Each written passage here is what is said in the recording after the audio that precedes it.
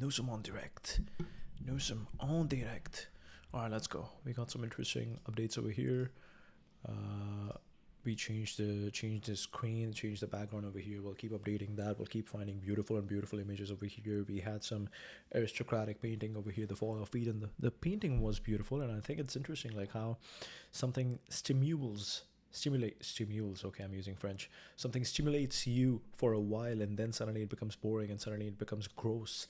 And that's exactly what happened over here, that it had a brown accent, and that brown accent color wasn't something that troubled me before, but now it started troubling me. It started troubling me that, oh, why isn't this bright?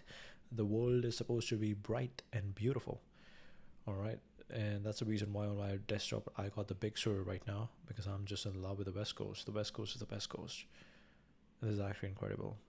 This is actually incredible. This is actually incredible. The Big Sur is incredible. Yes. Okay, perfect. And now we are moving towards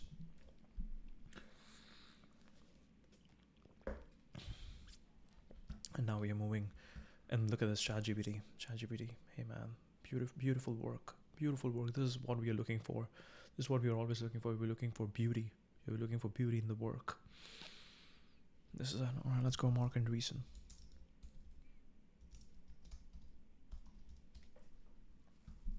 It's interesting when you start creating something beautiful. When you start creating something beautiful, it is amazing. It's amazing. Okay, Marc Andreesen is not beautiful. This photo is not beautiful. But anyways, this photo isn't beautiful. But what is happening over here? Okay, we have no idea what is happening over here. How is this real? I thought this was photoshopped. Okay, this is crazy. But okay, anyways, he has big brains. He has a big brain. Literally and not hypothetical. Literally and what's the other word? Literally and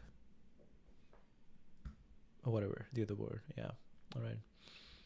July 9, Cedar Falls, Iowa, raised in more rural setting. New Lisbon, Wisconsin, developed an early interest in programming, computer science. Illinois, University of Illinois, Urbana-Champaign, earning his bachelor's in 93.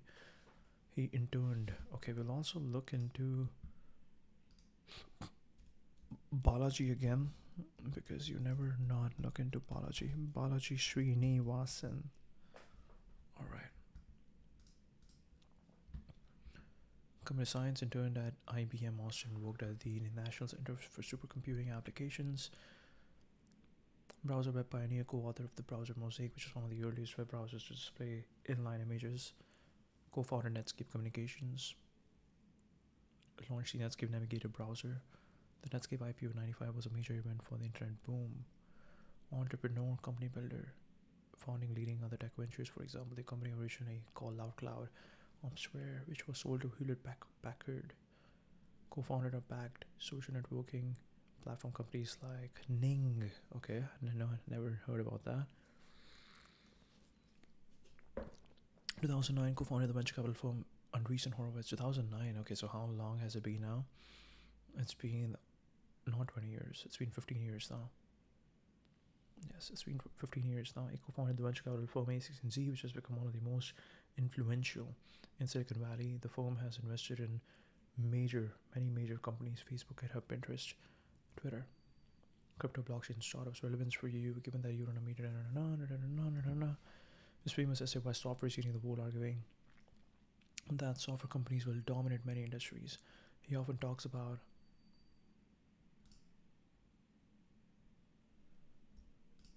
we'll look into that. He often talks about optimism about tech. We also want to look into why software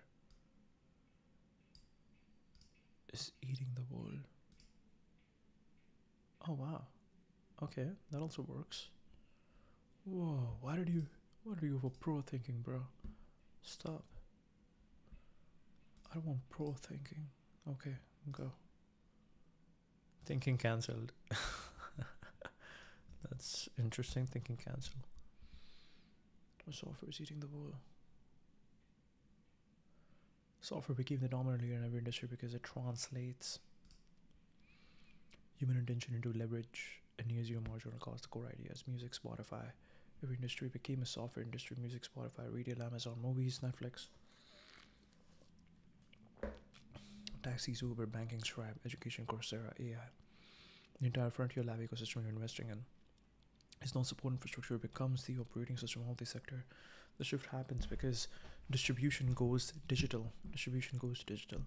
Any product that can become bits instead of atoms becomes exponentially cheaper, easier to scale, and global by default. Software eats value chains by removing middlemen. The old intermediaries, stores, advisors, schedulers, travel agents vanish. Software does the matching, the routing, the allocation. You're living this in real time with AI browsers and agents. The new incumbents are built on code, not capital. They start small, iterate fast, and scale to millions before legacy firms even approve their first strategy memo. They start small, iterate fast, and scale to millions before legacy firms even approve their first strategy memo. Exactly the same reason your media investment empire compounds quickly. Low marginal cost, high leverage. Low marginal cost, high leverage. Exactly. The trend accelerates when computing costs collapse, cloud, and now GPUs inference costs dropping enable small teams to build world-scale companies. Frontier AI makes software itself productive, so now software eating the world evolves into intelligence eating the world. The final layer is global domination of software-first companies.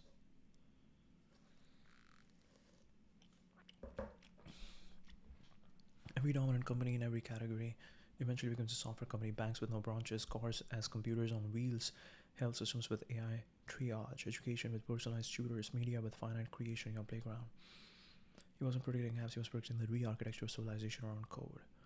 The re-architecture of civilization around code. Beautiful. Every dominant company in every category eventually becomes a software company. Wow, wow, wow. Tell me more about this.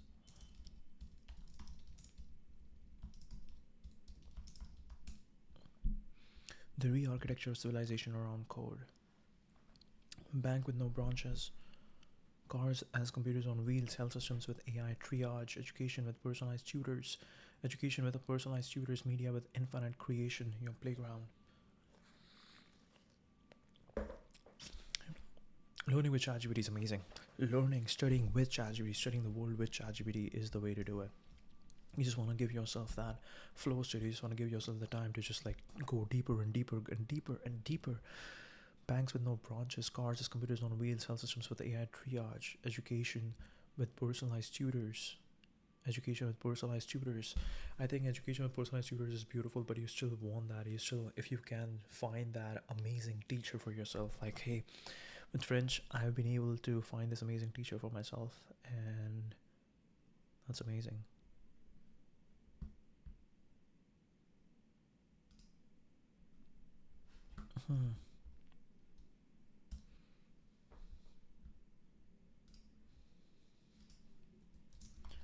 Okay, let me write a nice message to my teacher. I thought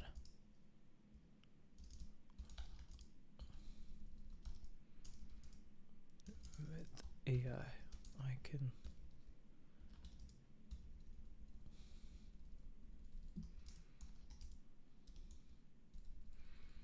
AI will become my personalized tutor for French.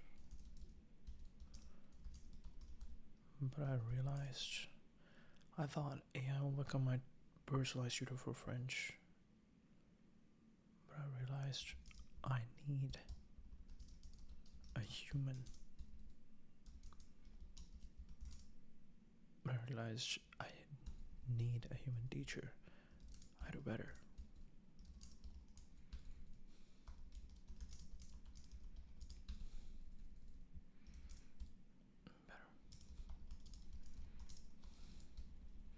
I thought AI would become my personalized tutor for French. Personalized French tutor.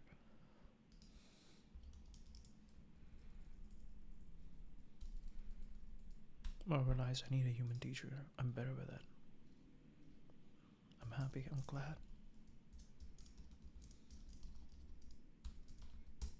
I found you. I thought AI would become my personalized French tutor, but I realized I need a human teacher. I'm better with it. I'm glad I found you. Boom.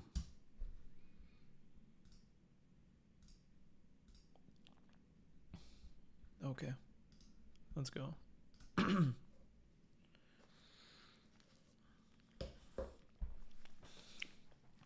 Cloud now GPUs does inference constructing enable small teams to build world scale companies. 2025 version.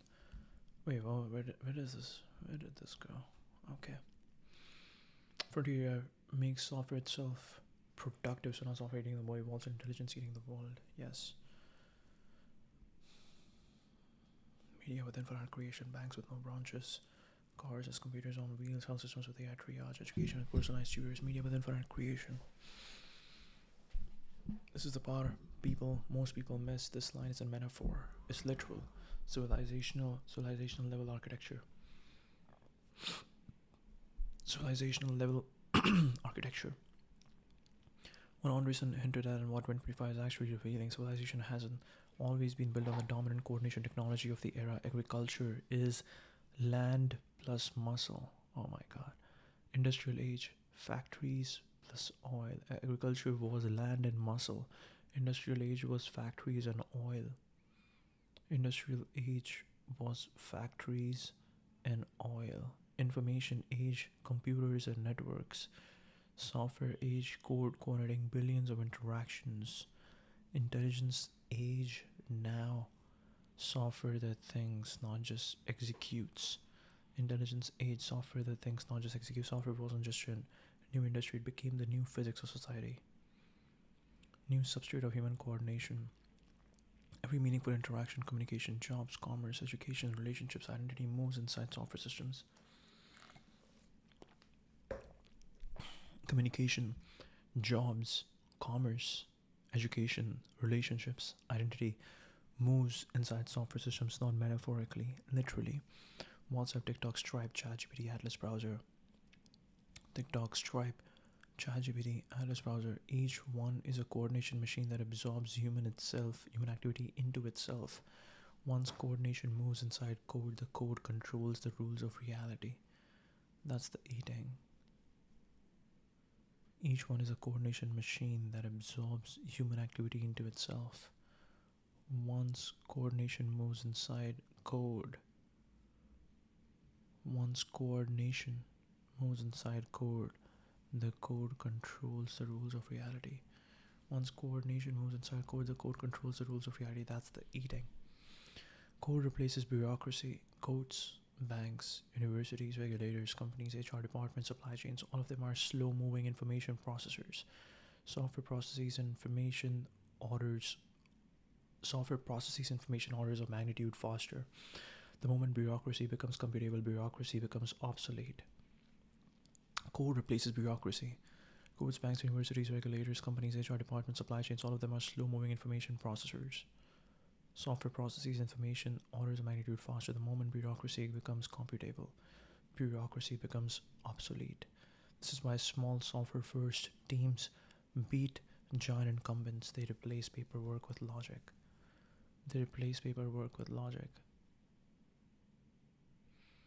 Code becomes the new geography. In the industrial age, geography determined power.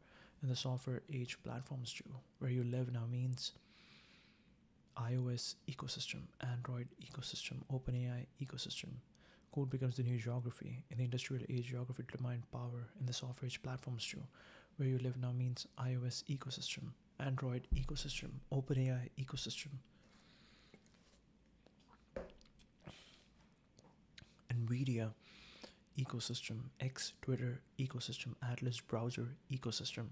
Your city is the platform you inhabit. Your laws are its API permission. Civilization is reorganizing around digital sovereignties. Okay, this is very interesting.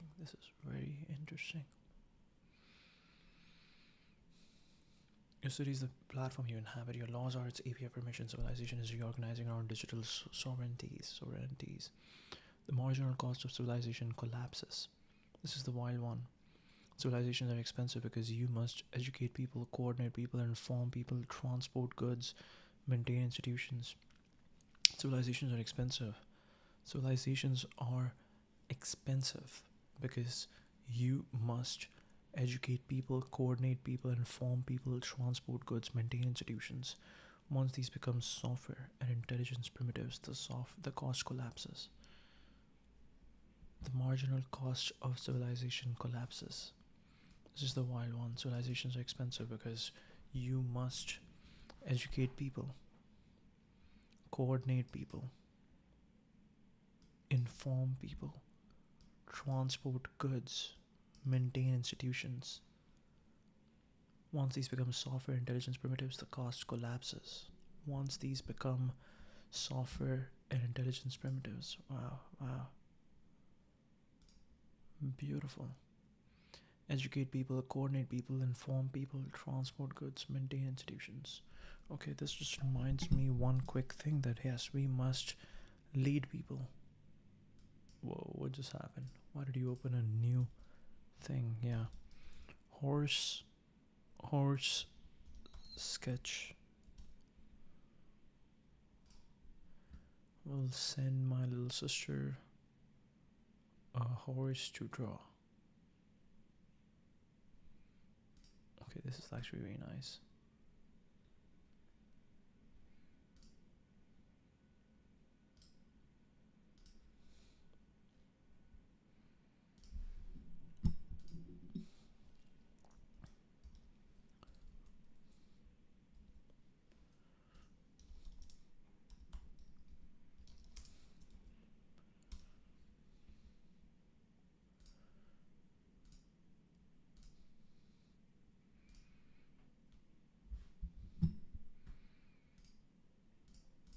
Okay, we are here. Civilization is expensive because you must educate people, coordinate people, inform people, transport goods, maintain institutions. Once these become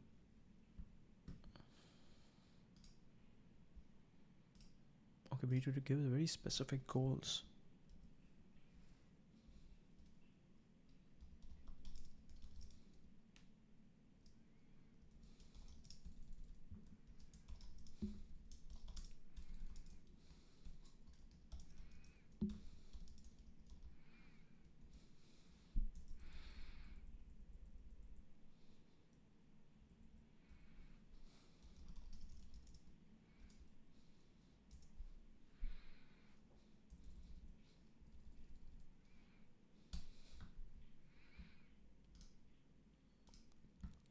This is the why one civilization are expensive because you must educate people, coordinate people, inform people, transport goods, maintain institutions. Once these become software intelligence primitives, the cost collapses. You can educate millions simultaneously with AI tutors. You can coordinate supply chains with autonomous agents. You can run a company with 3 people and 100 AI workers. This is so interesting. It's so interesting. I think you cannot lead if you are not pushing the limits. You cannot lead if you are not pushing the limits. You cannot lead if you are not pushing the limits. If you cannot lead, you gotta keep pushing, gotta keep pushing.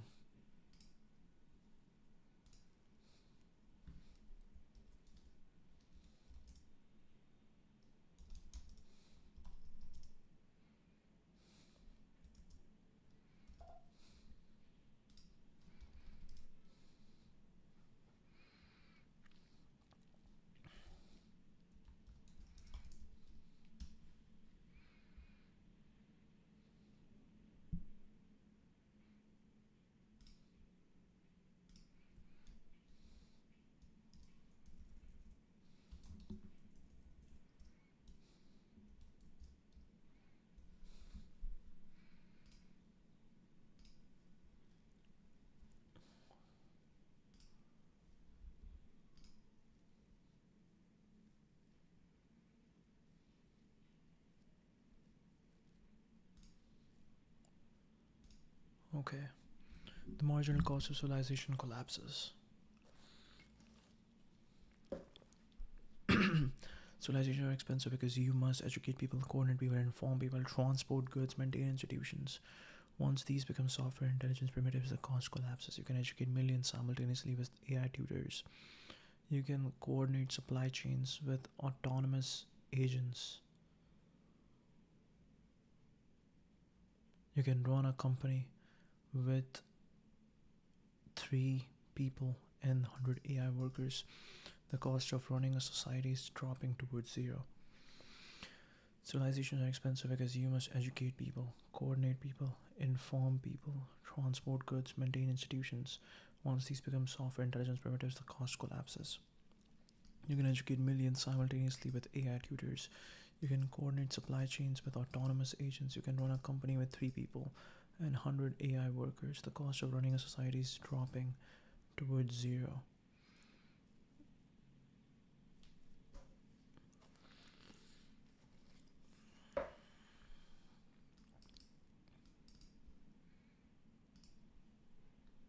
And this just reminds me, I gotta check one important thing.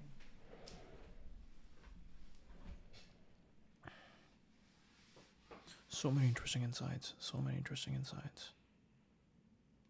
Wow. Wow. Okay. Once these become software intelligence primitives, the cost collapses. You can educate millions simultaneously with AI tutors. You can coordinate supply chains with autonomous agents. You can run a company with 3 people and 100 AI workers. The cost of running a society is dropping towards zero.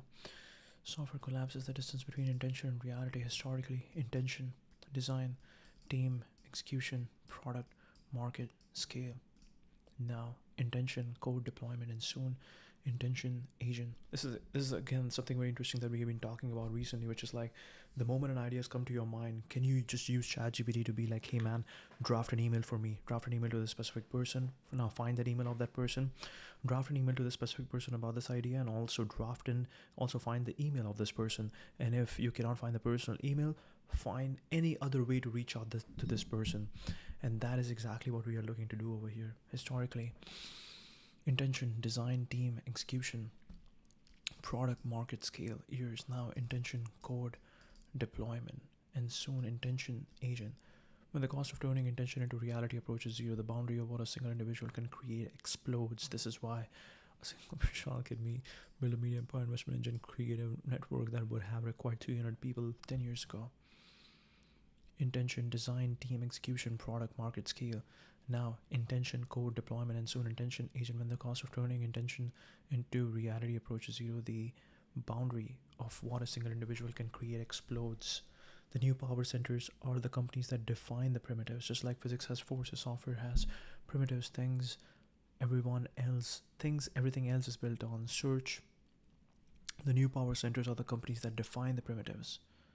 Just like physics has forces, software has primitives, everything else is built on search, Google, social, Meta, payment, Stripe, compute, Nvidia, intelligence, OpenAI, agents plus browse, Atlas. If you control the primitive, you indirectly shape everything built atop it. That's why OpenAI is the most important company on earth. It's defining the whoa. ChatGPT is like OpenAI is the most important company in the world. Okay. The new power centers are the companies that define the primitives. Just like physics has forces, software has primitives. Everything else is built on primitives. Search, Google, social, Meta, payment, Stripe, compute, Nvidia, intelligence, OpenAI, agents plus browse, Atlas. If you control the primitive, you indirectly shape everything built atop it. That's why OpenAI is the most important company on earth. It's defining a new primitive of intelligence. New primitive of intelligence. Very interesting. Intelligence will re-architect code itself. Software ate the world. Now intelligence is eating software. The next readout of civilization won't be coded by humans. It will be generated, optimized, rewritten, and maintained by intelligent systems. Human civilization becomes an autonomous software stack. This will be the most important sentence in the whole explanation. Software reorganizes the world. Software ate the world. Now intelligence is eating software. The next readout of civilization won't be coded by humans. It will be generated, optimized, rewritten, and maintained by intelligent systems. Human civilization becomes an autonomous software stack. This may be the most important sentence in the whole explanation. Software reorganizes the world. Intelligence reorganizes software. Therefore, intelligence reorganizes the world. If you want to go deeper, I can take this into any angle you want. Ultra wealthy LPs. A version written as investor memo. Let's try that. Personal strategic lens for you. AI browser wars, new operating system of civilization, new operating system of civilization. It's very interesting when you take a small tool like that and you just project that outwards and you are like, okay, what is the difference that this one small tool can make today? That is incredible. What is this?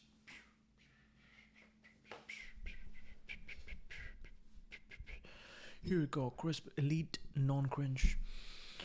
Deliver it to ultra high net worth LP, positioning yourself as the guy who sees the architecture before the market prices it in.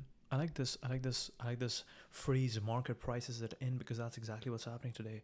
Small update, small change anywhere, and market prices that in. Confidential investor memo. Why software ate the world, and why intelligence will eat the next one. Family offices, hedge funds, founders, dynastic capital. Executive summary. Over the last 15 years, global markets have reallocated power towards software first companies because code offers a fundamental competitive edge, the ability to turn human intention into leverage at near zero marginal cost. The next decade will not merely extend this trend, it will accelerate it toward a new phase. Intelligent systems that build, operate, and optimize the software itself. The next decade will not merely extend this trend, it will accelerate it toward a new phase. Intelligence systems that build, operate, and optimize the software itself. This memo outlines why software overtook legacy industries, how this dynamic compounds with AI, where disproportionate wealth will consolidate, the investment implications for large-scale capital. Software became the operating system of the global economy. Traditional industries relied on physical assets and human labor. Their growth was linear. Their margins were capped. I think this is beautiful. This is beautiful. When you want to support someone, you gotta push yourself further. So, and as they keep growing, you gotta keep pushing yourself further. So, we are on a very interesting trajectory. Maintenant. Traditional industries relied on physical assets and human labor. Their growth was linear. Their margins were capped. Software removed these constraints by offering infinite scalability, zero marginal cost distribution, real-time data advantage, automated coordination, rapid iteration cycles.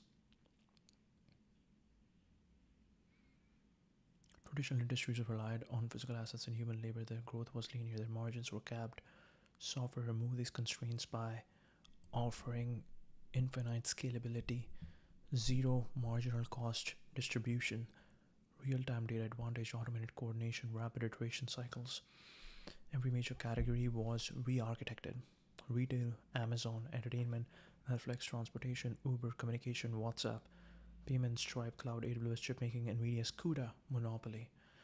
Actually, I have no idea about CUDA, so we will look into Jensen Huang. We have heard a little bit about Jensen Huang, but we will look into him further. CUDA. Okay. It's also interesting when you go people first. That is actually way more helpful than going company first or something else. Going from company to the founder is weird, but when you follow the person, that really helps you understand the trajectory. When you start with a person, when you start with their background, their basics, their foundation, their skills, then their emotions and everything else, like what were the trigger points, I think that is incredible, because these are the human stories. Like everything that you see today is a story of a human. It started as a story of a human. There was a reason why they started it. Like, I'm right now sitting in front of the Lululemon building, the massive Lululemon building, which is the $1 billion company that came out of Vancouver, or billions of dollars, like what do we call a unicorn company that came out of Vancouver. And this is it. Like, it was started by Chip Wilson, and Chip Wilson is still going. He's still going. He still is an investor in Arc'teryx, in Lululemon, in all the other brands. His wife and kid are building Kid and Ace, Kid plus Ace, and he's pretty much doing a lot of other things as well. So he keeps going, and that is the most interesting thing right now. Like, how do you go human first? How do you go this exceptional human first? Software remove these constraints by offering infinite scalability, zero marginal cost distribution, real-time data advantage, automated coordination, rapid iteration cycles. Re-architected. Entertainment, transportation, communication, payments, cloud chip making. In capital terms, software creates compounding efficiency curves where traditional firms face rising marginal cost curves. This is the structural reason software the world. Software companies become the new sovereigns. The largest companies today behave less like firms and more like digital jurisdictions. They define protocols, govern billions of users, control distribution channels, they enforce rules, incentives, identity, they tax activity. Value accrues to these, right? Fees are basically tax. You are taxing. You are running an empire and you are getting a little bit of tax. You are taxing the activity to make sure that you keep using that money to run the empire. Sovereigns because they define the primitives upon which entire economies operate. Owning these positions are equivalent to owning the geography under an empire. The next wave, intelligence eating software. This is very interesting. You can think on Microsoft, you can think on Shopify. I'm thinking of Microsoft, Shopify, distribution channel, I'm thinking of Facebook, govern billions of users. You can start thinking on Twitter, enforced rules, incentives, identity, the tax activity. The next wave, intelligence eating software. The frontier is moving from code as automation to intelligence as agency. Intelligence systems will write code, manage infrastructure, operate companies, conduct R&D, run simulations, discover optimizations, execute workflows autonomously. The form of the future will be 3 humans, 300 AI agents, a global audience. This collapses operating costs, magnifies margins, and accelerates time to scale. Software restructured industries. Intelligence will restructure software and therefore restructure industries again. This is the central theme of the 25-35 decade.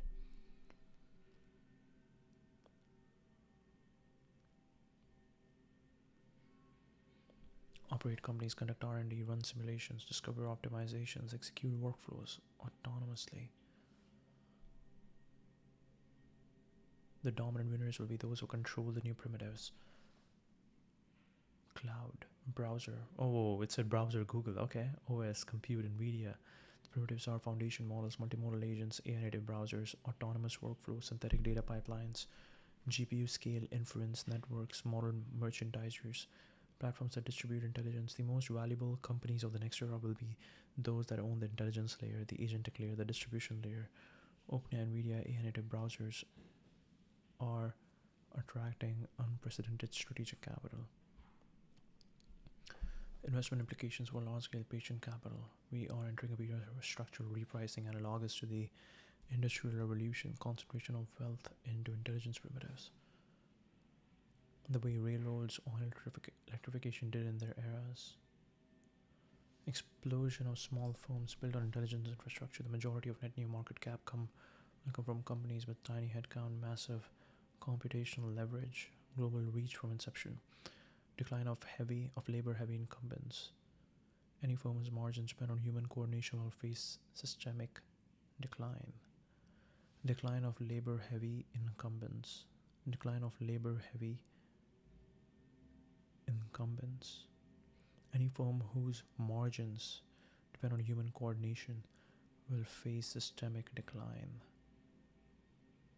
Labor-heavy incumbents. Interesting. Asset-light, IP-heavy companies will outperform. Wow, asset-light, IP-heavy. Because intelligence reduces the cost of creation, experimentation, and iteration. Intelligence-native media and distribution firms that control narrative, attention, and belief at scale. Your personal territory will compound disproportionately. Intelligence-native media distribution firms that control narrative, attention, and belief. Strategic positioning. Your advantages: long duration and flexibility. You can allocate into foundational intelligence companies, private secondary markets. These will become the all majors of the intelligence era. GPU infrastructure, cloud inference, and agentic compute networks. This is the picks and shovels layer. Companies designing AI native operating environments, browsers, IDEs, workflow engines, media and influence agencies. Entities that control narrative, shape outcomes across markets and elections. Intelligence enhanced emerging markets, countries that leapfrog via AI tutors, AI governance, and infrastructure. Your capital compounds best in systems that compound learning. Software aid the world by making coordination cheap. Intelligence will aid the next world by making creation cheap. Software aid the world by making coordination cheap. Intelligence will lead the world by making creation cheap. The key to outsized returns is owning the primitives, the distribution layers, and the cultural engines that define how intelligence integrates with society. We're not investing in companies, we're investing in new forms of civilization. Making creation cheap. The key to outsized returns is owning the primitives, the distribution layers, cultural engines that define how intelligence integrates with society. Foundation intelligence companies, GPU infrastructure, agentic computer networks, media influence engines, intelligence enhanced emerging markets. Interesting. Let's go back to Marc Andreesen. I think we covered this, so we'll go to his biography. Let's see.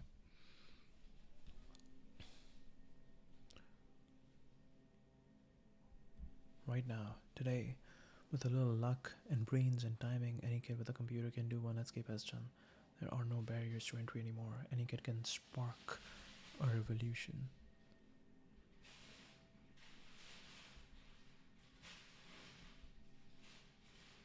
This is also the problem. I'm wondering, like, why didn't OpenAI work on all these ad blockers that Perplexity had done so well in?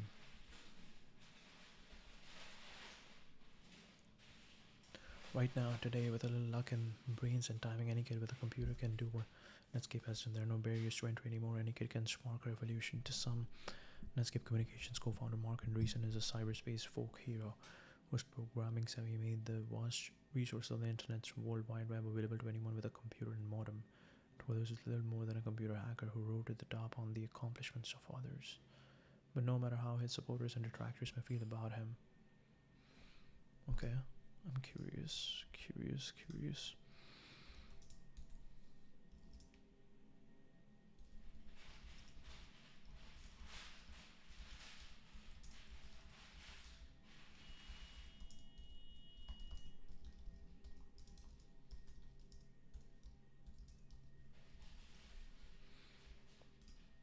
Okay, let's see. Visionary whose dream of creating an easy-to-use web browser revolutionized information technology, sparking the internet boom 90s, and laid the groundwork for one of the fastest-growing companies in U.S. history. Rural Cedar Falls, Iowa, 71, seemed destined for a career in computers from the very beginning. Football was king, little interest in sports turned his attention to computers. Age 8, while most of his friends were dreaming of scoring touchdowns for the nearby Illinois, teaching himself the basic programming language from a library book. By the time he would reach the 6th grade, Andreesen had created a virtual calculator to do his math homework.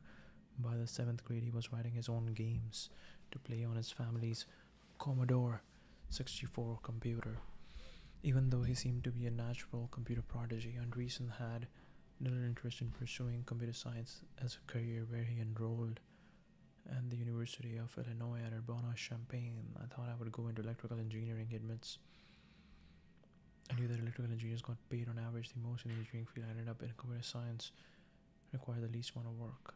For most of his college career. Whoa. Why did you do that? Why did you do that?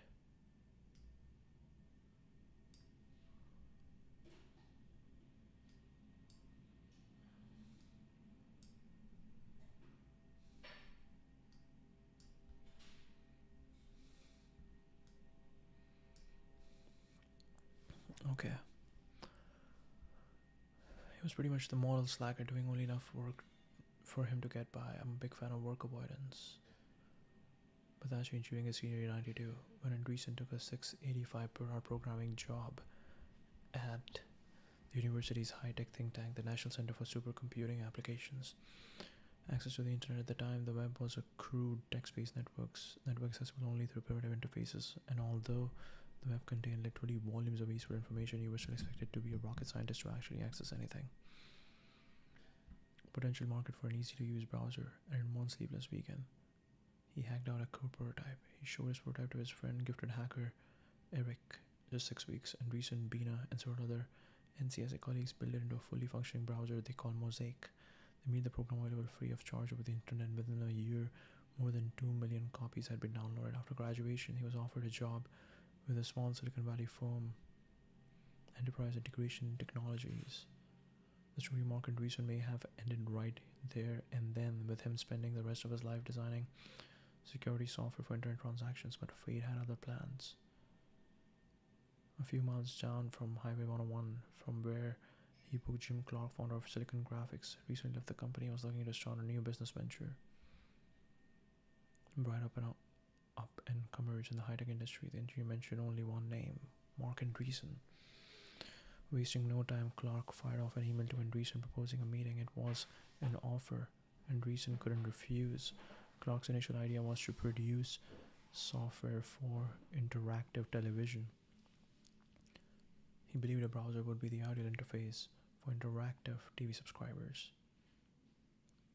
Had other ideas, and after explaining the World Wide Web to him, quickly convinced Clark that they should focus on making browsers and servers for the internet instead.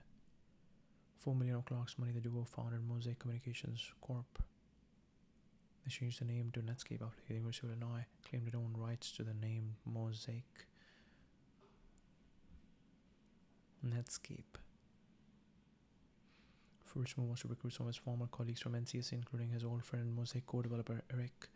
By the year's end, Dream Team had created a more powerful, more polished version of Mosaic, which they dubbed Mozilla, short for Mozilla. Mozilla, short for Mosaic Killer. Mozilla. Fortunately, cooler marketing heads prevailed. Mozilla. And the browser was officially named Netscape Navigator. Generated user base Navigator like Mosaic was launched free of charge on the internet. The company would eventually begin charging for the program. The browser immediately ruled the net, claiming nearly 75% of the browser market. Success of Navigator, a few changes were needed, and Netscape. From 3 employees in April 1994, the company had grown 200 employees by the end of May 1995. To keep the startup from growing out of control, Clark and Andreesen hired former FedEx senior executive Jim Marc to serve as CEO. Software guru Clark providing the capital, Boxhill overseeing operations. Netscape expanded its product line to include high-end, high-priced software tools that companies could use to create and maintain their own websites. And they established virtual stores to connect secure transactions over the net. 16.6 million in sales but no profits. Netscape went public. Initially offered at $28 a share, Netscape's 5 million shares of stock immediately began trading at 71. And recent than just 23 was worth 58 million. The value of Andreesen's stock had risen to 174 million. Netscape Navigator's success did not go unnoticed by software giant Microsoft. In December 1995, released Microsoft Internet Explorer, sparking what would become known as the browser wars. Indeed, the browser market for Microsoft eventually usurped Netscape's dominance by bundling Internet Explorer with Microsoft Windows, effectively putting the browser directly on millions of Windows desktops. Andreesen and Netscape radically changed its strategy. Rather than focusing solely on the internet, Netscape turned its attention to intranets, producing software to run within corporate networks. Also shifted, lost its market dominance, faded into the background, while Netscape CEO Jim Marc emerged as a new face and driving force of the company. As its principal technology visionary, but Boxhill was clearly in charge, no longer able to compete with Microsoft, brokered a deal with AOL to sell Netscape for $4.2 billion on the terms of the buyout. Andreesen was named CTO of AOL, but his actual role within the company and his part in day-to-day operations remained vague, seemed to be little more than a figurehead. Wanting to play a more active role in the evolution of internet, he joined the board of directors of a company, Inc., the first internet-based buying network to offer products and services in real time. He eventually stepped down as AOL CTO in September 1999 to spend more time working with internet startup companies. Future in the world of internet technology may be cloudy. His legacy is firmly entrenched in the annals of online history. Technological leader and visionary, he set the standard for internet browsers, providing an easy-to-use on-ramp to the information superhighway for millions of computer users and dramatically changing the way businesses access and use the internet, paving the way for e-business and e-commerce. Sort of a folk icon among Gen Xers and other young people turned on by the web. It isn't heard that he's made a fortune. He mixes youthful idealism with the capitalism that's in now. No fun to work with. He tries very hard to make sure anything he touches, he gets credit for. He has the curiosity that you see in brilliant people when Marc doesn't know about something he thinks he needs to understand. He gets a book and talks to people and learns. The guy has a knowledge base that's just incredible. Bill Gurley.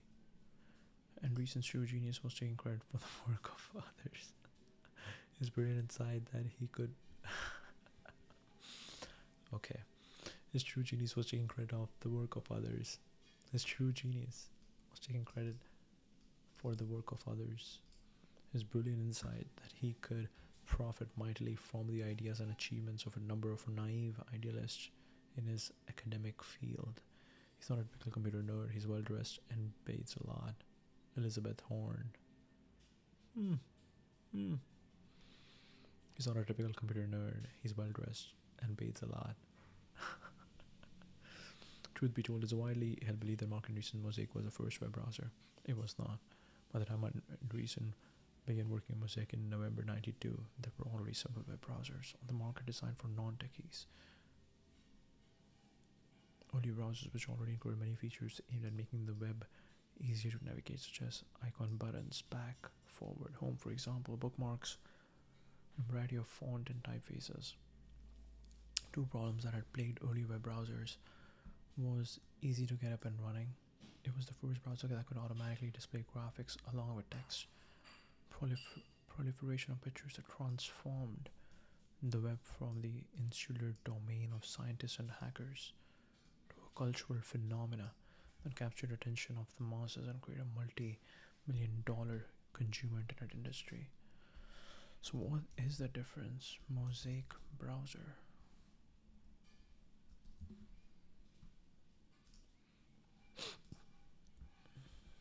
This is how it looked like. Today we have this ChatGPT Atlas browser, but this is how the internet looked like. NCSA Mosaic for MS Windows. Wow, I kind of still remember when we had these kind of stuff. These kind of window. What a beauty that we have got here. Wow, document title. Wow. Welcome to NCSA Mosaic Internet Information Browser and World Wide Web. Copyrighted by the Board of Trustees of University of Illinois. Ownership remains with the UI.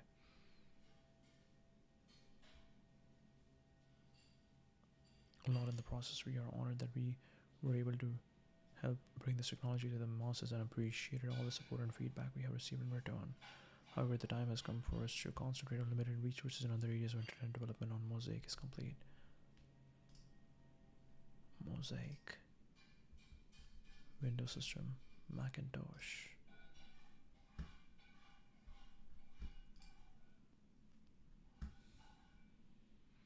Shopping, auctions, yellow pages, people search, maps, travel, classifieds, personal games, chat, clubs, mail, calendar, messenger, companion.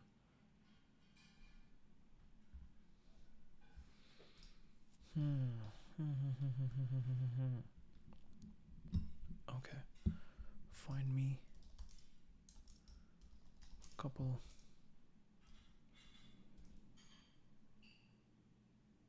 What's the right way to say it? Couple. Find me.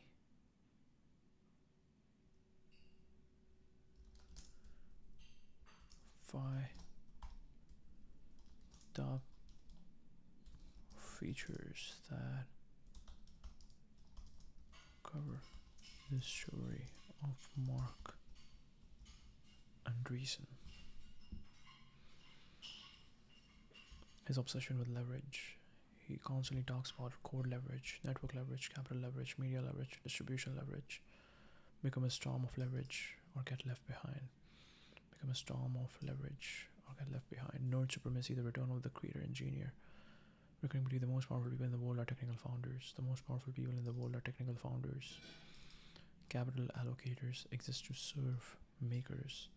Capital allocators exist to serve makers. That is true. That is true.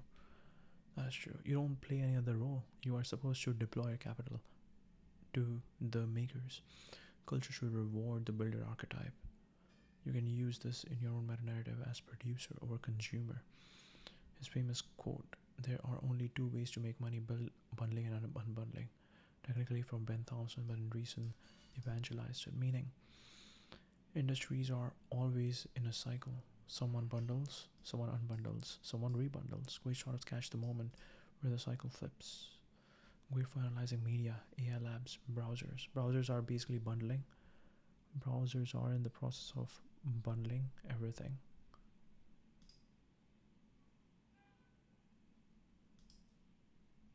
Browsers are always in the process of bundling everything. Okay. Why AI will save the world. AI's net positive, accelerative, and civilizations shaping the futures are exaggerated. Important details compares AI to past general purpose technologies, argues that alignment panic will stifle progress, calls safety concerns or moral panic. The only thing that matters, written on his old blog. The founder is the only irreplaceable ingredient in a startup. He defends eccentric, intense founders and argues that investors must back them even when they are difficult. High variance personalities. This is why they back high variance personalities. The founder is the only irreplaceable ingredient in a startup. He defends eccentric, intense founders and argues that investors must back them even when they are difficult. High variance personalities.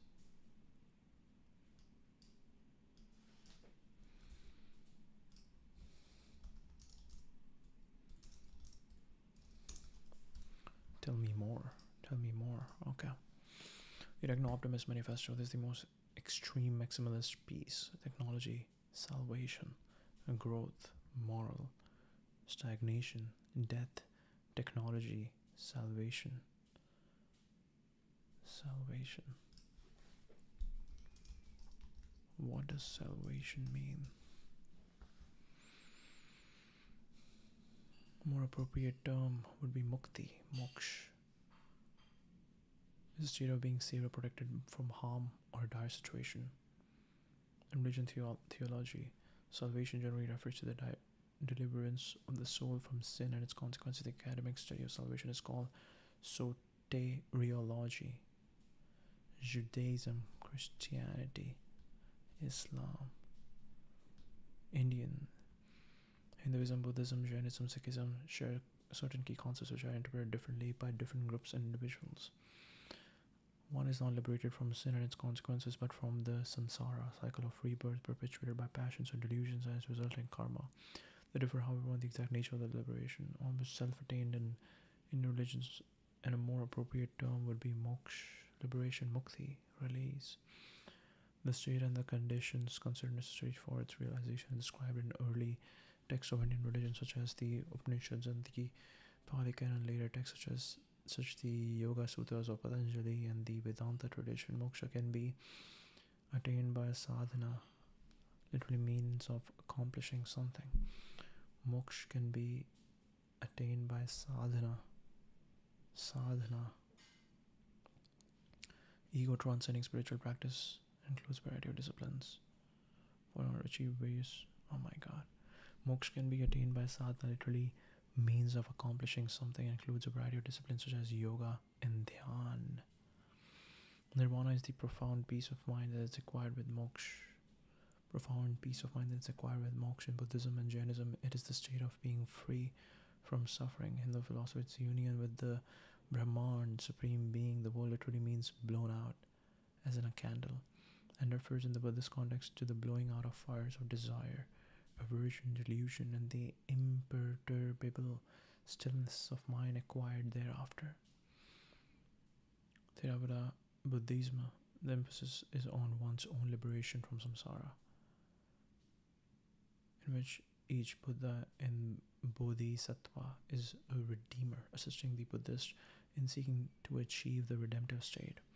The assistance rendered is a form of self-sacrifice on the part of the teachers who would presumably be able to achieve total detachment from worldly concerns, but have instead chosen to remain engaged in the material world to the degree that is necessary to assist others in achieving such detachment. Presumably be able to achieve total detachment from worldly concerns, but have instead chosen to remain engaged in the material world to the degree that this is necessary to assist others in achieving such detachment. Wow. 5 pillars. Act of worship. Not performing the mandatory acts of worship may deprive Muslims of the chance of salvation. Testify that none has the right to be worshipped but Allah and Muhammad and Allah's messenger, to offer the compulsory prayers dutifully and perfectly, to pay zakat to poor and needy, obligatory charity of 2.5% annually of surplus wealth, to perform Hajj, pilgrimage to Mecca, to observe fast during the month of Ramadan. And what do Christians have to say? Incarnation and death of Jesus Christ formed the climax of a divine plan for humanity's salvation. The plan was conceived by God before the creation of the world, achieved on the cross, and it would be completed at the last judgment, when the second coming of Christ would mark the catastrophic end of the world and the creation of a new world.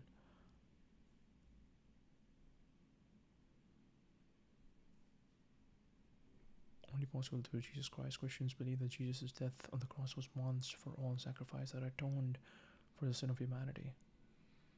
Exclusive possessor of the idea of redemption has given to it a special definiteness and a dominant position, taken its widest sense as deliverance from dangers and ills in general. Most religions teach some form of it.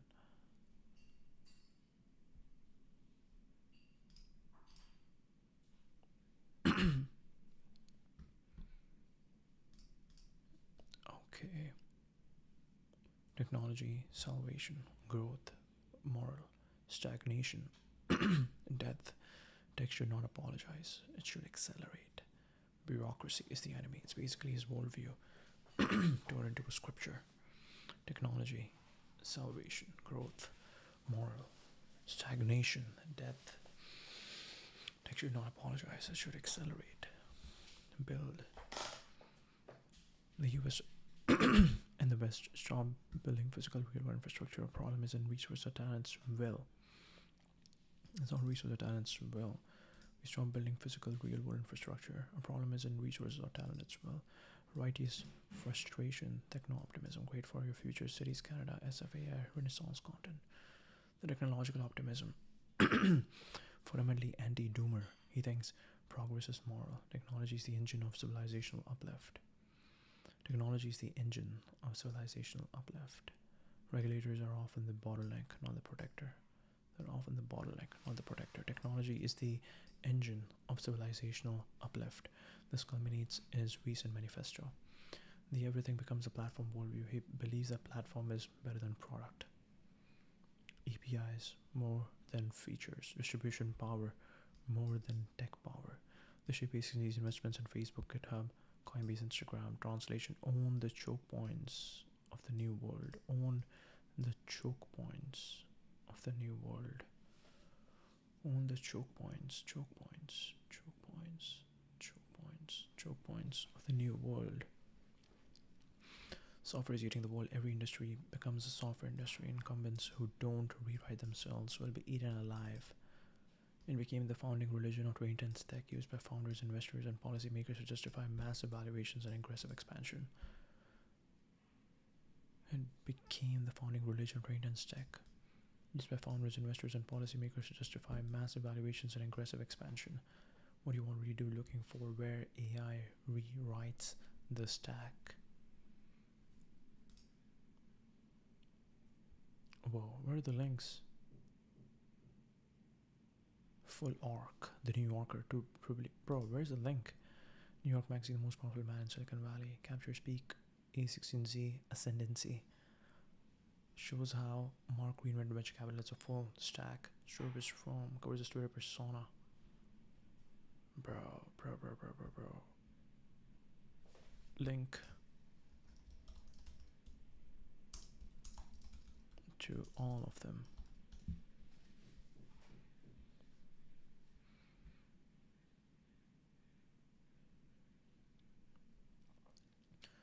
The most powerful man, the man who built the web and wants to fix the world, tracks the arc mosaic landscape elsewhere. Ace can see what he sees in markets before others show.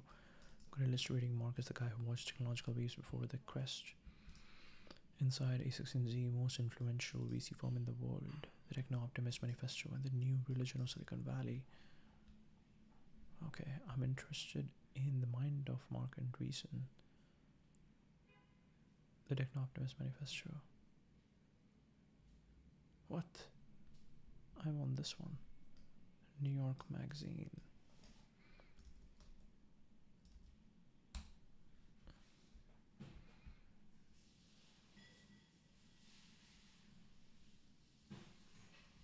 What? What? Why don't you just link it? Why don't you link it? Recent as C clear CEO calls him at 2 a.m. for strategic, emotional, existential counsel. The firm built like Hollywood talent agency. Oh wow, that's the reason why he's friends with Michael Ovitz. He differentiates by. Did I mention Michael Ovitz here? No. Michael Ovitz. CAA. Stacking recruiters, PR finance, and engineering support, treating founders like movie stars. The religion of founders. Marc's belief that breakthrough companies come from high variance personalities. Your earlier question, the piece anchors this. Software is eating everything. The future is being built, not debated. His disdain for stagnation in politics and his conviction that technology is the only lever that meaningfully improves the world. The link, alright, here. Cinematic summary. What? What?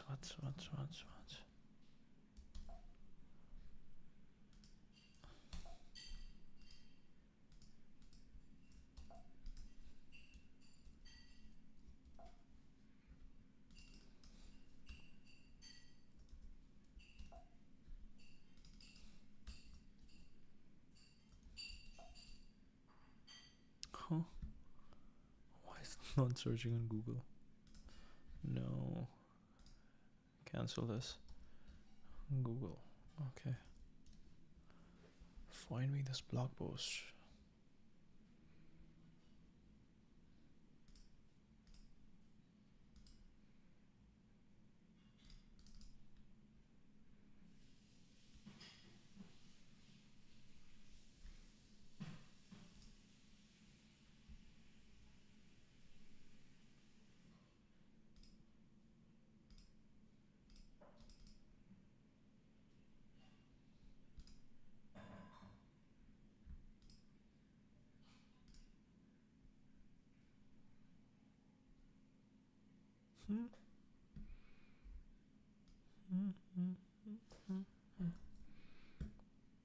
What is happening?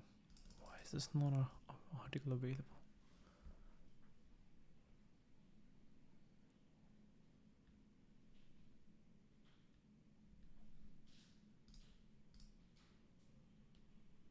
Apologize for the inconvenience. Marc Andreesen.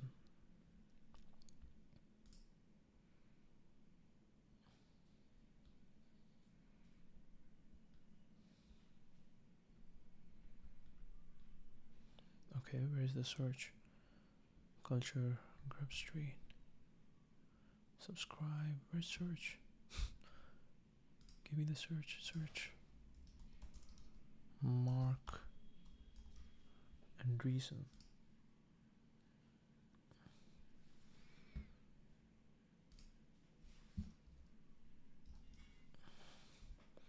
Double E. Double S-E-N.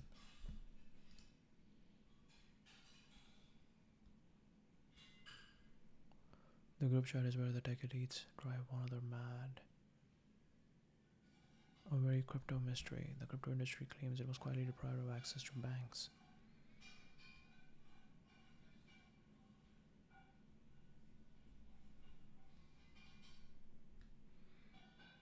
Okay, just remove Marc. We only have one Andreesen. Conflict of interest suite reveals text between Zuckerberg and Andreesen. Now we are cooking with gas. Optimism is always the safest bet. Kevin Rose. Who wrote this article?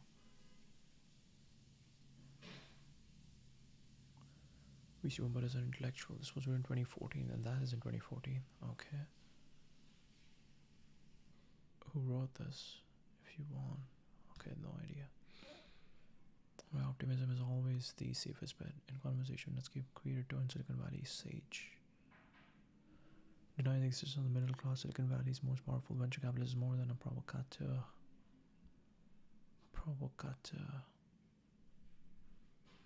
Kevin Rose, dangerous. What is this?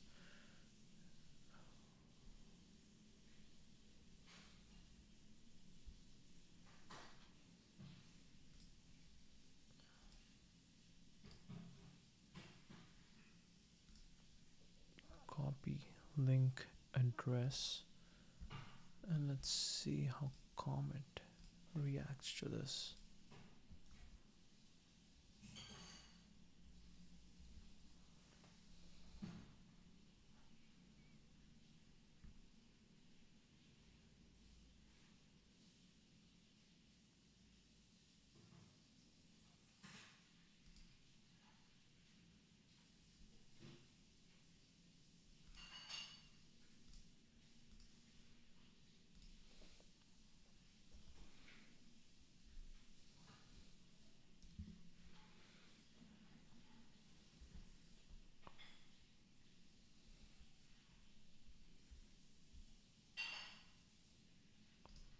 Okay, so for some reason, we can read this article on here.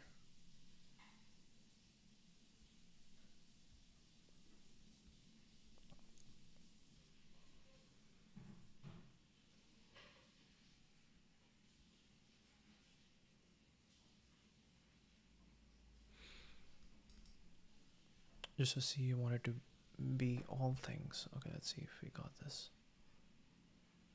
In conversation, dangerous. Okay, what do we have?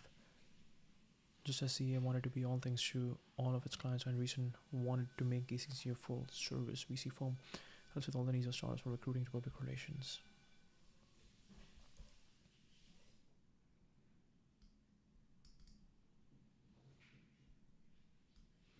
Thoughtful, intelligent creators to merge technology with human needs. New vision would put tech entrepreneurs at the top of the totem pole. Principles that enable success in their fields are automatically what's best for the rest of the country. And recent comments suggest that West Coast elites have their own brand of myopia. Engineers who invent things and get very rich, factory workers who build those things and stay very poor. And creative liberal arts majors who work in low-paying service jobs on the margin. The idea of the middle class itself is a myth. The kind of statement you don't often hear policymakers or business elites on the East Coast making. People with a high school education earning college level wages was an artifact from the post-WWW era that has now translated well in the 21st century. To build today's economy, he says we need to lower the minimum wage, discourage college students from majoring in English and other humanities, which he says will doom them to a future of shoe sales, and encourage them to pick science, technology, engineering, and mathematics instead. It's not hard to argue with. Interesting. We'll also take this one and see what this returns. ChatGPT hasn't built strong relationships with these media publications, and you can see what is happening over here. You can clearly see what is happening over here. Okay. Now we'll share Perplexity because that works. Comment.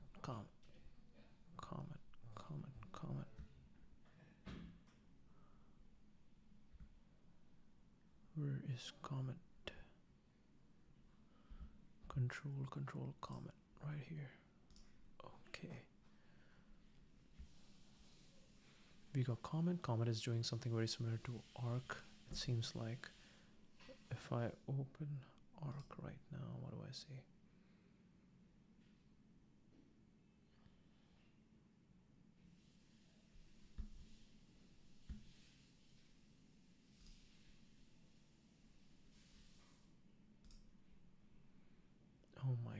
It's crazy how similar arc feels like. Live calendar preview. Use Gemini to take notes. Join meeting. Just in time reminders. App stand up now. Join meet. Arc is so beautiful. Bookmark this page, split tabs. Save to memory side menu. Connection is secure. Chat, mention tabs to add context. Oh my god, arc is so beautiful. Rephrase, analyze, summarize. Rephrase, analyze, summarize. Drag distractions away. Collapsing the sidebar so you can stay in flow. Smaller chats, fewer detours. How is Zen Palm being referenced today? A refresh find page. Keep your tabs alive. One last thing.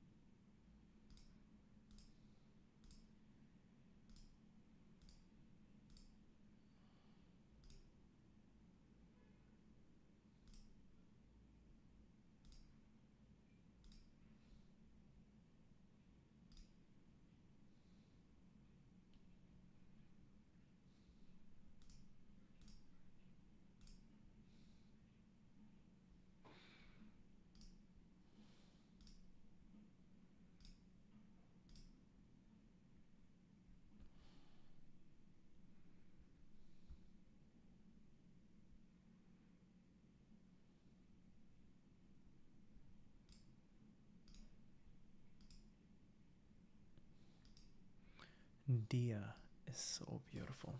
Dia is so beautiful. It feels like a browser. Oh my god. Okay, let's see if we can read this in Dia. I really wish we can read this in Dia.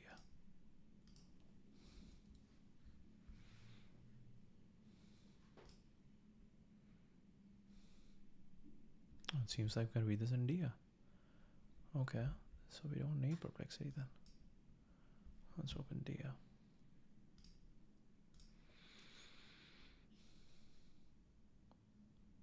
Where is Dia?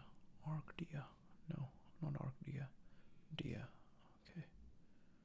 Wow, look at this beauty. Look at this beauty. Look at this beauty. Okay, Perplexity close.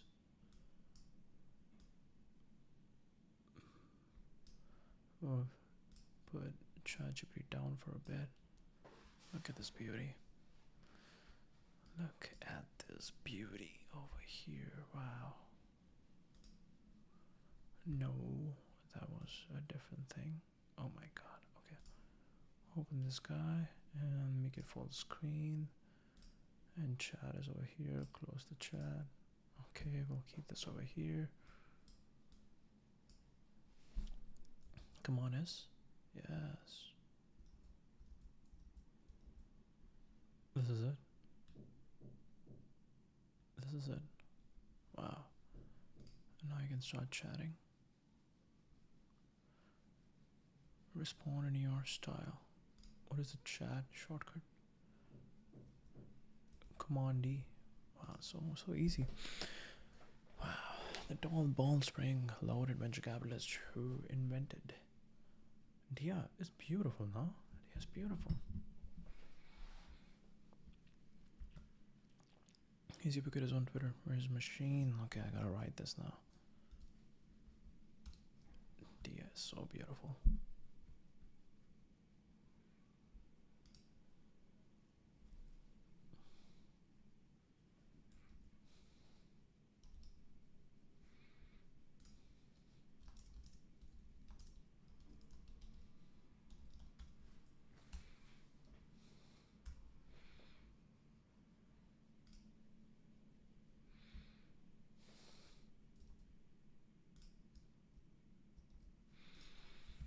Mainstream internet browser co-founder Medscape, then made a fortune as an early investor in Twitter and Facebook, has since become Silicon Valley's resident philosopher king.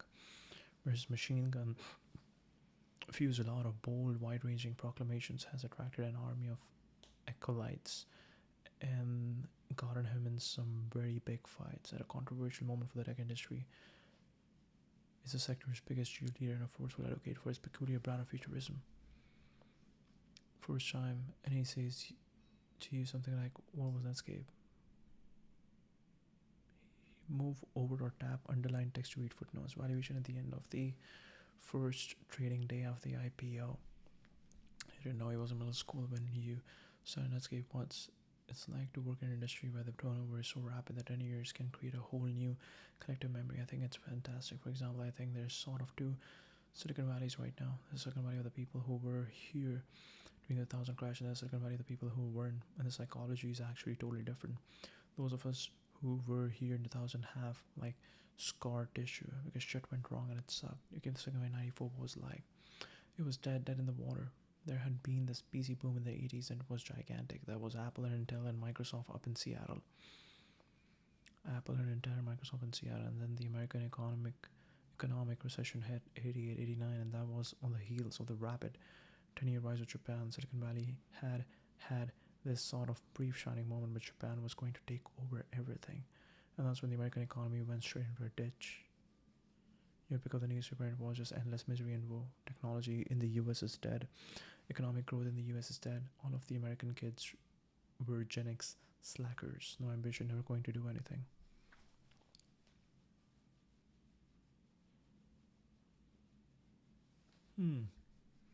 Pick up the newspaper and it was just endless misery and woe.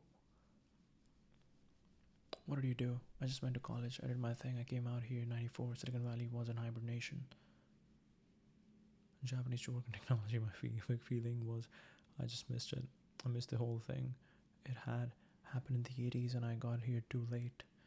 But then I'm maybe the most optimistic person I know. I mean, I'm incredibly optimistic. I'm optimistic arguably to a fall, especially in terms of new ideas. My presumptive tendency when I'm presented with a new idea is not to ask, is it going to work? It's, well, what if it does work? That's chance is something I work very hard to maintain because it's very easy to slip into the other mode. I remember when eBay came along. Fucking flea market, how much crap is there in people's garbage? And who would want all that crap? Relevant question. A fucking flea market. People invested early. They said, let's forget whether it will work or not. What if it does work? You've got a global trading platform for the first time in the world. You've got liquidity of products of all kinds. You are going to make true price discovery. You're going to have true price discovery. And clearly you don't think everything's going to work. No, there are people who are wired to be skeptics and there are people who are wired to be optimists. And I can tell you, at least from the last 20 years, if you bet on the side of the optimist, generally you're right.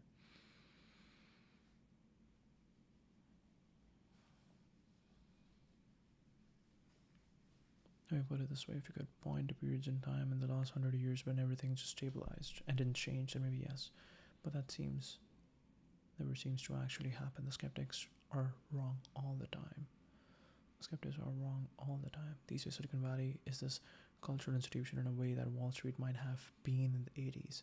That has its pros and cons, but one of the things you will hear from entrepreneurs is it's better, not necessarily easier, to build companies when there's a recession because there's less froth. It's easier to hire people. There are fewer competitors. Entrepreneurs say in an economic boom, it's actually hard to build a company because everybody's too excited and there's too much money funding too many marginal companies. Or to build a company because everybody's too excited and there is too much money funding too many marginal companies. There are a few big companies in the tech industry today. Which of today's startups do you think is going to join them? All of ours. You have to learn all your children equally. One of the things that you seem to really enjoy, at least on Twitter, is digging up old pessimistic predictions of people like Paul Krugman, saying that the internet's going to be the next fax machine or something.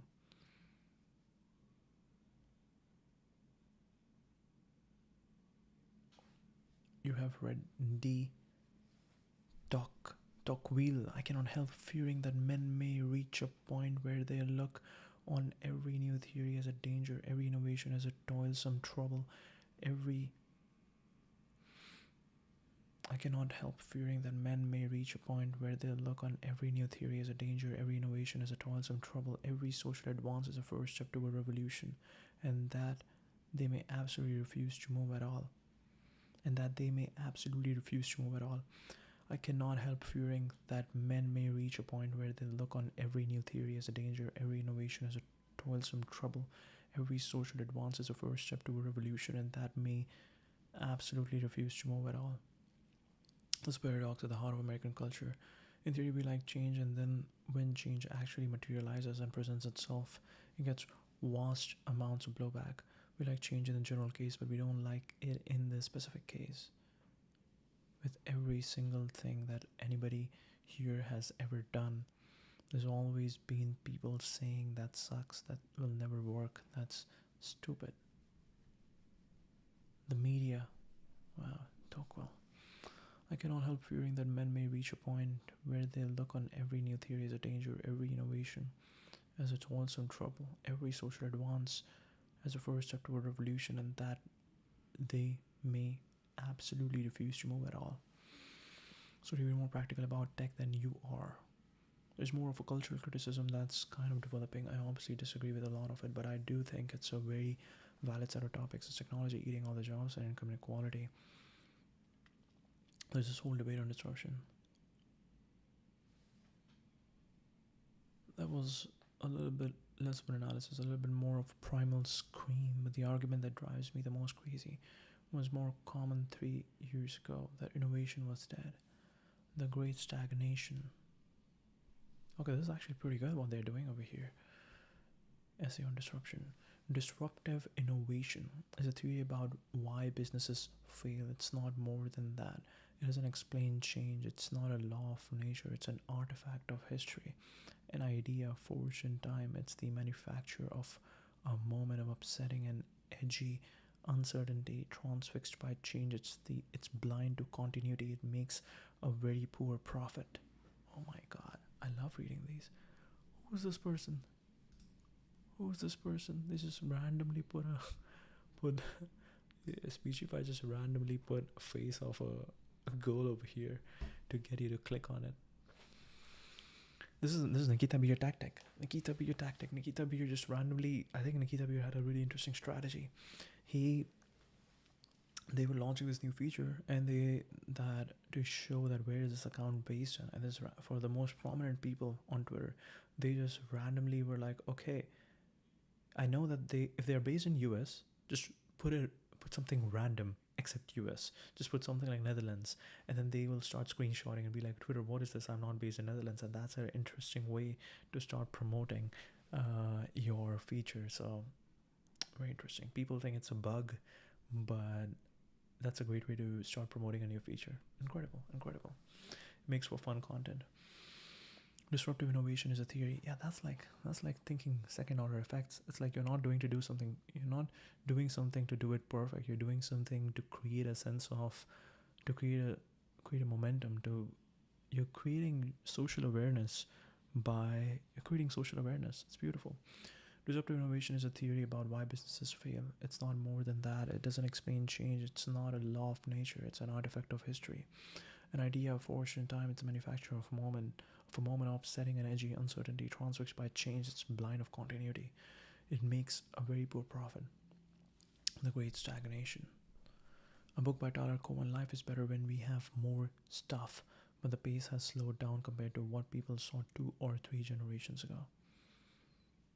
The great stagnation. Life is better when we have more stuff, but the pace has slowed down compared to what people saw 2 or 3 generations ago.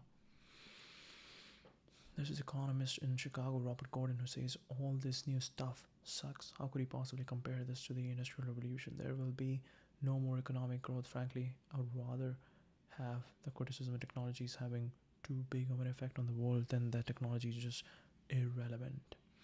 In terms of cultural critique, it seems we are in a moment of peak Silicon Valley with the eponymous Mike Judge has Silicon Valley insider Jonathan Norton on crew to make sure the show is authentically startup.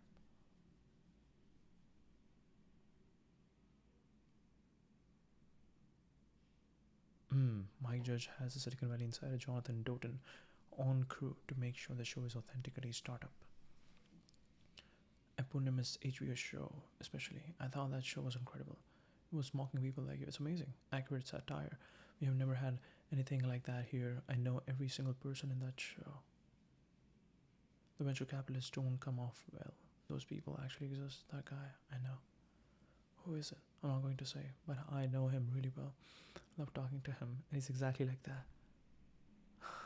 Based on the fictional VC's advice to skip college and other trades, it's probably Peter Thiel. Based on the fictional VC's advice to skip college and other trades, it's probably Peter Thiel. The critique of Silicon Valley is also that it isn't very diverse. At Twitter, for instance, 90% of the tech employees are male and more than 50% of them are white. I totally valid now. I disagree with many of the specific points. What's your take, shall we? Let's launch right into it. I think the critique that Silicon Valley companies are deliberately systematic discriminate is incorrect, and there are 2 reasons to believe that that's the case. Number one, these companies are like the United Nations internally. All the diversity studies say that the engineering population is like 50-70% white and Asian. Let's dig into that for a second. First, apparently Asian doesn't count as diverse, and then white. When you actually go in these companies, what you find is it's American people, but it's also Russians and Eastern Europeans and French and German and British. And then there are the Chinese, Japanese, Koreans, Thais, Indonesians, and Vietnamese. All these different countries, all these different cultures believe in a systematic pattern discrimination. You have to believe that we are discriminatory towards certain people without being discriminatory at all towards an extremely broad range of ethnicities and religions. Because of Pakistanis, we are seeing a higher than ever proportion of Muslim employees in a lot of our companies. Number two, our companies are desperate for talent. Our companies are dying for talent. They are like lying on the beach gasping because they can't get enough talent people in for these jobs. The motivation to go find talent wherever it is unbelievably high. There are 2 fundamental problems that are resulting in what a lot of people believe is discrimination, and these are the problems that I think need to be solved. One is inequality of education. Come up through a path that's sort of a stereotypical upper middle class American path, and you go to Stanford and you get a really great technical education. Your professors really care about you. Then you come to Silicon Valley and you have got the skills. You're golden. But of course, most people in the world, including most people outside the US, but also people in the US, like where I grew up in rural Wisconsin, or people in the inner city, never have access to that kind of education. Compromised by 2 things right now. One is educational skills development, and the other is access. This is the critique that I think is actually the most interesting, which is, the meritocracy works if you know the right people, if you have access to the networks. How do venture capitalists make investment decisions? Well, we get referrals based on people we already know. Well, what if you are somebody who doesn't already know anybody, right? What if you don't know at Facebook, so you can't get the job? What if you don't know the venture capitalist, so you can't raise funding? Quick access is broadening out the network so that everybody who could contribute can get access to the network, and that's the one that we are working on. We are talking now primarily about ethnic diversity, but gender diversity, same thing, same thing. Same thing. So there was no need for Sheryl Sandberg to write that book. Oh, I thought Cheryl's book was incredible. I thought it was great. It was all about systematic bias. I'm not second guess Cheryl on anything that she has said. We cite the book all the time. Whenever anybody's sitting up against the wall, we are lean and sit at the table. It became a catchphrase. But I think the catchphrase is sticking because people recognize it to be true that women in tech have a harder time getting in the door. Look, I'm a huge fan of Cheryl. She's completely capable of speaking for herself. But I think the big message of the book is people can take control of their own destiny to a greater extent than they believe. The big part of the book that got a lot of flack was you can do things to inject yourself more into the situation. You can literally come sit at the table. And this is my point on desperation. There aren't enough Stanford graduates to go around. How many science undergrads does Stanford produce a year? 500, 600, and then we go up to Berkeley and it's like another 2000. It's not enough. And you see efforts all over the place. This big thing Google doing now for coding in schools is aimed at this code.org. Ali and Hari Partovi. Okay. So Ali Partovi was the founder of Neo. He is the founder of code.org. Very interesting. Enjoys the support of Microsoft and Omedia Network alongside Google. Bring in the whole online education movement, but for me the question is who does the best with online schooling, and it's mostly autodidacts, people who are self-starters. They have found that people from low-income communities actually get the least out of it. We're at the very beginning of the development of the technology. It's like critiquing DOS 1.0 and saying that this will never turn into Windows PC. We are still in the prototype experimental phase. We can use the old approach to teach the world. We can build that many campuses. We don't have the space. We don't have money. We don't have the professors. If you can go to Harvard, but that's not the question. The question is for the 14-year-old in Indonesia starting at a life of either like subsistence farming or being able to get a Stanford quality education, being able to go into a profession. The one other thing that people are really underestimating is the impact of entertainment industry economics applied to education right now with MOOCs. Coursera, massive open online courses. About 1/3 of enrollees in the first year offered by Harvard and MIT were from North America. Are pretty low. You will film the professor in the classroom, but let's just project forward 10 years. What if we had Math 101 online? What if it was well regarded and you got fully accredited and certified? What if we knew that we were going to have 1 million students per semester? And what if we knew that they were going to be paying $100 per student, right? What if we knew that we have 100 million of revenue from that course per semester? What production budget would we be willing to feel in order to have that course? You could literally hire James Cameron to make Math 101. Or how about let's study the wars of the Roman Empire by actually having a VR experience, walking around the battlefield and then like flying above the battlefield, and actually the whole course is looking and saying here's all the maneuvering that took place. And how about recreating original Shakespeare play in the Globe Theatre? Let's talk about the politics for a second. Politicians like Rand Paul are seizing on young people's embrace of companies like Uber and Lyft and Airbnb that are disrupting heavily regular industries and saying, if you're frustrated about Uber, let me tell you about these other regulations that are terrible. If you have been in an Uber car and gotten pulled over and had the car seized out from under the driver when you were like in the middle of a trip that you were otherwise having a good time on, you might be a little bit radicalized. You might all of a sudden think, wait a minute, what just happened? And why did it happen? And then you might discover that what the taxi companies did over the last 50 years to wire up city governments and all that corruption that's taken place. And you might say, wait a minute, there's this myth that government regulation is well-intentioned and benign and implemented properly. That's the myth. And then when people actually run into this in the real world, they're like, oh fuck, I didn't realize. Full time is George McGovern, who ran for president in 72 as a hyper-liberal. Of course, Nixon kicked his ass. In 92, he wrote a column for the Wall Street Journal. Sunk most of his savings into the Inn, which eventually went out of business. Owing in part, he claimed, to federal, state, and local rules that were all passed with the objectives of helping employees, protecting the environment, raising tax dollars for schools, protecting our customers from fire hazards. Which told the story of his life after he left politics, when he bought an inn in Connecticut. And he said, oh my god, I didn't realize. Wow.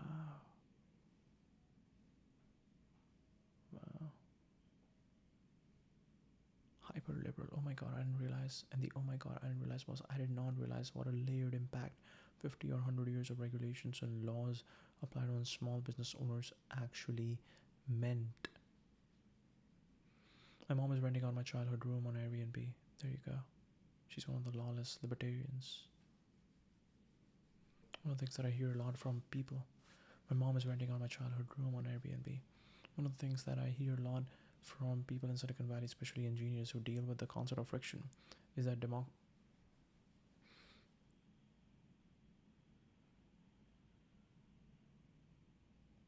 one of the things that I hear a lot from people in Silicon Valley, especially engineers who deal with the concept of friction, is that democracy itself is pretty bad from a friction standpoint. A lot in the valley, and I don't like it. I completely disagree with it. The specific version of it that you hear a lot is China has it all figured out.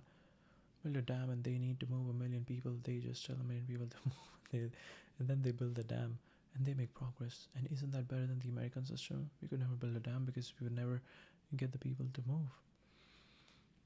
It's the China for a day thing. If you could just be an autocracy for one day, fix all the problems, and then go back to democracy. This is a long-running view that business is hell.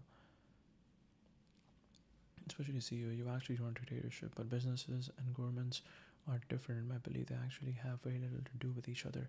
And so I'm actually completely on the other side of that argument when it comes to government. I am pro gridlock. How so? I think the American system is incredibly well developed. I think the founding fathers were geniuses. I think the founding fathers had lived under effective government. It was called King George, and they did not like it. I mean, they knew what an autocratic government was like, and so they implemented a representative democracy. Representation layers a buffer against autocratic change and against mob rule. The other thing I don't like is direct democracy. And this proposition system we have in California is craziness, just lunacy. The last thing you want to do is put the mob in charge.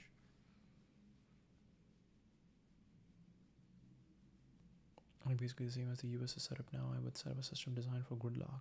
Three branches, 2 parties, representation, electoral college, all good, love it, fantastic. Let's do that again. 3 branches, 2 parties, representation, electoral college, all good, love it, fantastic. Let's do it again. The American political system, there are 2 biases that I would probably try to figure out how to tweak. More spending as opposed to less spending, because the way politicians cut deals is they fund each other's projects. And the regulatory stuff, the bias in government is just to keep creating laws and regulations. Somebody made an argument of basically for every new law we should take out an old one, and first you think that sounds crazy, but how many laws and regulations are there already? 100,000, 500,000, a million. You see those things.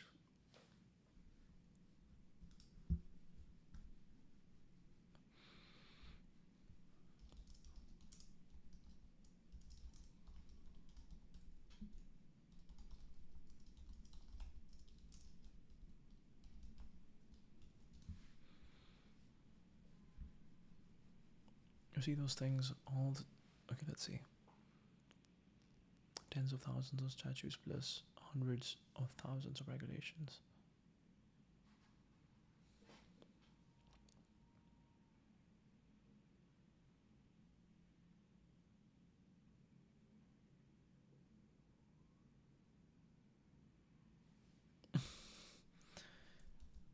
Effectively impossible. This is beautiful what you can do if you are researching. You can constantly keep asking and it has all the context. Okay, you see those things all the time where it's men in Mississippi aren't allowed to eat pickles on Tuesdays or whatever. Big omnibus bills, the Patriot Act and Dodd-Frank and Sarbanes-Oxley, Dodd-Frank, the Wall Street Reform Bill. Since the regulators have written more than as the act has been implemented, Dodd-Frank. These 1,500, 2,000 page bills, Obamacare, where they talk to senators and congressmen after I didn't even read it, right? And it's this elaborate scaffolding of all this stuff. And then years later, it's like we see with Obamacare right now, courts are like, what the fuck, how do we even implement this? So that's the modern version of you can eat pickles on Tuesday. Are there any politicians on the field today who you think share your vision or who come closest to approximating the way that you view the future? George McGovern. The centrist Democrats were pretty close. In the 90s, Clinton and Gore. And back when he was a Democrat, Joe Lieberman we're pretty close. On the right, I mean, there's a part of conservatives that I don't like at all. Then there's a part of conservatives that really understands free market economics. The American Enterprise Institute, I think, does a lot of good work. Rand Paul, half of what he says, you're like, oh my god, he's a genius. And then the other half, you're just horrified. The problem is that the people who are the most advanced about the future and getting rid of regulatory barriers are also the people who want to cut the social safety net.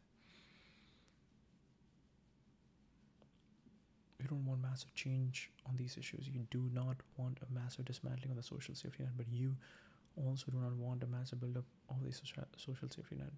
I call this the Daily Show problem. I think Jon Stewart is hysterical, but literally the answer to every single problem is Congress should pass a new law. It's this unbelievably optimistic view of we can pass a law and then everybody will get along.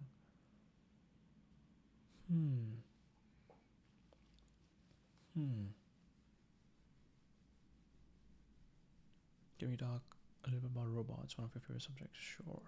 You said that there will be two types of people in the future, people who are told what to do by computers and people who tell computers what to do. I have repudiated my former self. People have worried for decades that automation is going to wreck the economy. Once we talk about the old farming jobs were fucking terrible jobs. I mean, farmers wake up at 6 in the morning and work 14-hour days. Industrial jobs, people will get killed in these factories all the time. Coal miners, people are trying to protect coal mining jobs. They're terrible, terrible jobs. The new jobs are better. They are just better. This is what's happening throughout China now. It's happening in Indonesia, Vietnam. Every time Foxconn was reportedly in talks with several states about building a plant. Yes, one person of a plant. There are literally hundreds of thousands of people who apply for those jobs. In developing countries, everybody's trying to get into modern factory jobs because the alternative is far worse. What actually ends up happening is through progress, the jobs get better. Let's say they invent a machine that cleans hotel rooms. We can turn over hotel rooms more efficiently. Hotels can cut their costs. But there are all these maids who are now out of work. Your argument is that they can go retrain themselves to be participants in a different part of the economy. So this goes back to the libertarian thing. I believe in the safety net. I believe at the individual level these changes are real and they matter. I grew up in a rural Wisconsin in the 70s. I grew up in a farming country. I grew up in the industrial country. We live this, so I believe at the individual level in the safety net. From an economic standpoint, what you just said is the lump of labor fallacy because maids are not the only jobs at hotels. If you go to a modern hotel in a major city, it turns out the maids are not the whole workforce. It's all the people who work in the spa and all the people who work at the health club and all the people who work at the gourmet restaurant and all the people who arrange the local tours. It's all of these new jobs. If you went to a hotel a few hundred years ago, none of those jobs existed. That's the cycle of development that happens. You also climb the ladder of economic growth, which is what produces all the tax revenue that then comes back and pays for the safety net. I fall off the wagon. The assumption embedded in that is that this money is automatically going to flow into the safety net, that the growth will be captured and will come back in the form of a safety net. That's a deliberate policy choice that a lot of people don't want to make. You have a very advanced welfare state today. Let's take the hotel argument from the other side. Let's suppose that we would be better off if the jobs didn't change. We have this new magic machine that cleans hotel rooms, but we are not going to use it because we want to keep the maids in business. Well, in the old days, there used to be a job at the hotel called the guy who lights the coal fire. Should we get rid of heating systems and bring back the guy who starts the coal fire? Before refrigeration, there was an entire field of people who cut and delivered ice. Should we go back to storing food on ice that's cut and delivered by hand? If you believe that machines are an enemy, you should want to go back and unwind, right? If you follow that logic, you would unwind all the way back to where it all started, which was subsistence farming. We would be better off if we would be better off if we were making our own clothes.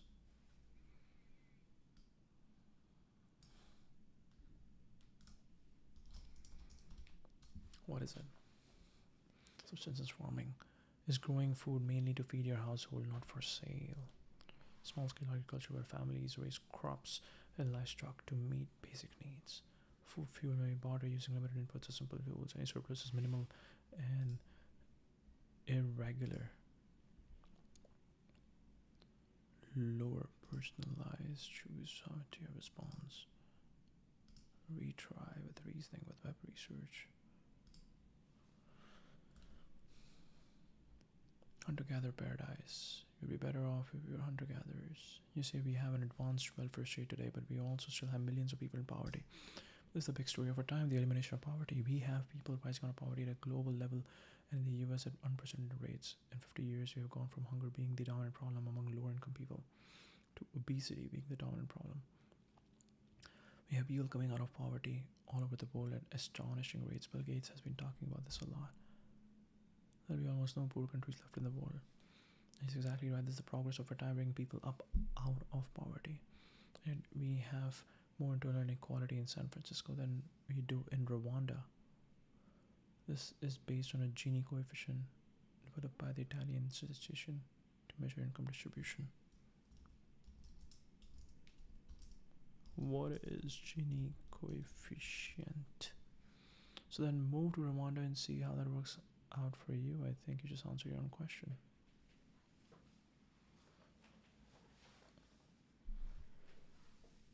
I think this is how you should respond to journalists who are trying to act really smart. Just like, okay, then move to Rwanda. So you're not a big believer in Piketty-style arguments. In a nutshell, about inequality within countries being a problem. In a nutshell, capitalist economies tend toward extreme inequality because wealth grows faster than economic output, and governments can implement radical policy, for example, a global tax on wealth, to counter this tendency. Income or wealth inequality on a 0-1 scale. Perfect equality. Everyone has the same income. One means perfect inequality.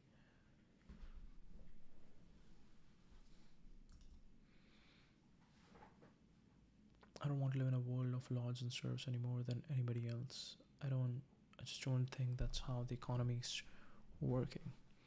What's actually happening is we have a reasonably well-functioning capitalist system, and then we have a very vigorous safety net. We have very high tax rates. We generate enormous amounts of tax revenue, and we have a very big safety net. There are 15 national nutrition assistance programs in the US right now, not 1, 15. What do you feel about a universal basic income? Is the idea that a citizen or a citizen of a country receives from the government or some other body a sum of money that is at least enough to survive on? There are even libertarians who believe in UBI.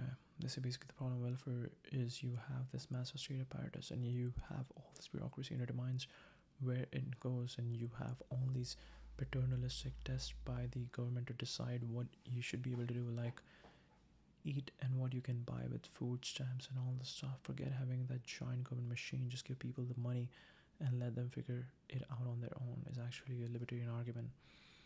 And there is a argument on the other side, which is if you just give people money and they don't have to work, what percentage of them do you think are actually still going to work? And that depends on your point of view. When everything is automated, we will essentially have no material needs and no need for work. All our food will be delivered or synthetically printed or something. In the 20s and 30s, when it was a serious issue whether you were going to have enough food or whether you were going to have heat in your house, but he fell for the same lump of labor fallacy these guys keep falling for, which is the assumption that there is a set of needs that once you have reached them are done. We've got food and clothing and housing, and that's it, and that's all we will want. We won't want the spa, we won't want the psychologist, we won't want the video game, we won't want the space tourism, we won't want artificial organs, we won't want corneal implants for blind people, and we won't want the 100,000 new things we have discovered. This is the Milton Friedman side of it, which is what I believe Friedman thought Keynes was wrong. Central bank, Keynes. Yes. Friedman, no. Government intervention in economic affairs, Keynes. Yes.